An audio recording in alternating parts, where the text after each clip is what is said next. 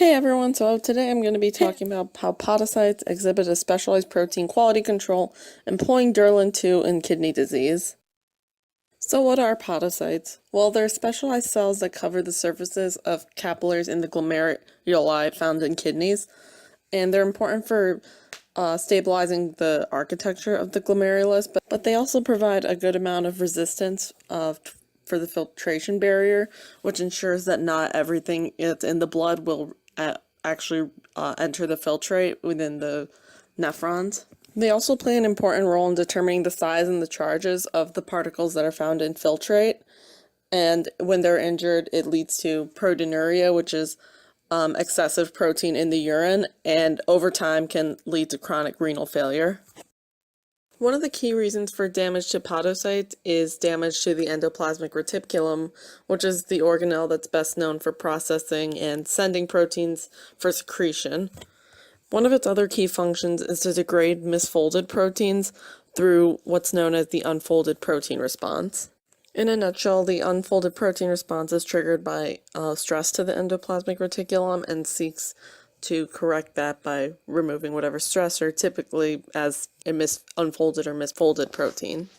When this response isn't working properly, there'll be an accumulation of misfolded proteins in the ER, which will basically clog up the system, and the normal functioning won't be able to occur in any of the responses that require the ER. So derlin-2 is one of the proteins that's an important modulator in the endoplasmic reticulum quality control system. One of its functions is that it's one of the proteins that forms a channel that will move misfolded proteins out of the endoplasmic reticulum into the cytosol so that they can be broken down through ubiquination. It also accelerates the cleavage of unsuitable proteins, which assists in the transfer across the membrane. Now, although derlin-2 has been studied quite a bit in other tissues, it hasn't been its effects in renal tissue haven't been studied nearly as much. Therefore, the researchers decided to see what the inhibition of derlin-2 would do to podocytes and the kidneys.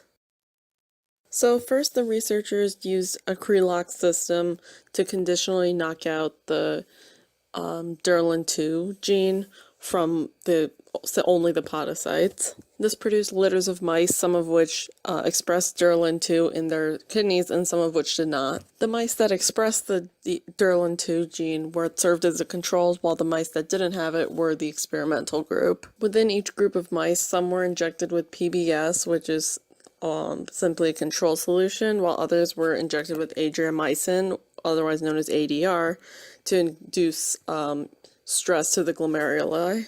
Afterwards, their urine was collected and analyzed for albumin levels using an ELISA kit. Afterwards, the mice were euthanized through carbon dioxide asphyxiation, and their kidney tissues were harvested and analyzed to observe damage to the podocytes. So the researchers found that there was more protein in the urine over time in the knockout mice compared to the littermates that didn't have the knockout. In addition, the glomeruli of the knockout mice were found to have more damage after the kidneys were harvested and examined.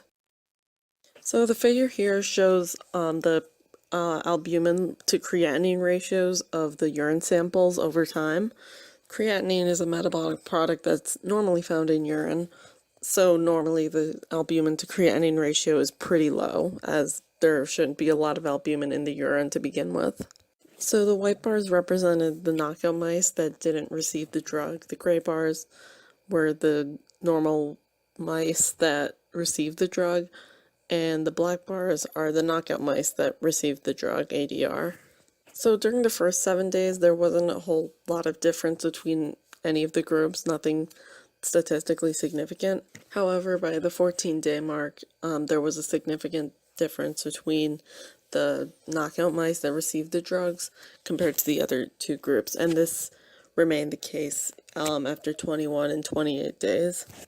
This indicates that the damage done to the podocytes in the knockout mice wasn't repaired in any significant way, while in the other two groups of mice there was either no damage to the podocytes or any damage that was done was repaired effectively.